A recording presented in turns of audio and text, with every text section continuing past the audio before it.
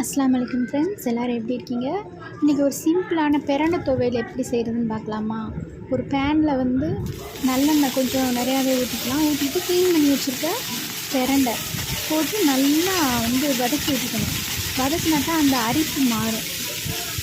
நல்ல கோல்டு கலரில் வர வரைக்கும் நம்ம வதக்கி விட்டுக்கணும். இந்த மாதிரி வதக்கினதுக்கு பின்னாடி நம்ம இதை தனியாக எடுத்து வச்சுக்கலாம்.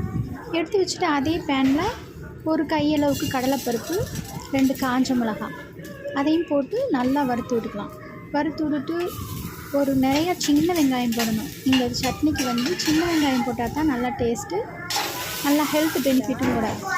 நல்லா ஒரு கை சின்ன வெங்காயம், பூண்டு, ஒரு தேவையான அளவு கொஞ்சோண்டு புளி, ஒரு தக்காளி சின்ன தக்காளியாக போட்டுக்கலாம். போட்டு ஒரு உப்பு, தேவையான அளவு உப்பு, ஒரு கையளவுக்கு கருவேப்பிலை, மல்லித்தழை, புதினா அதையும் போட்டு நல்லா வதக்கி விட்டுட்டு கொஞ்சோண்டு ஒரு கையளவுக்கு தேங்காய் அதையும் போட்டுட்டு நம்ம ஏற்கனவே வதக்கி வச்சுருந்தோம் இல்லையா பிரண்டை, அதையும் போட்டு நல்லா வதக்கி விட்டுக்கலாம்.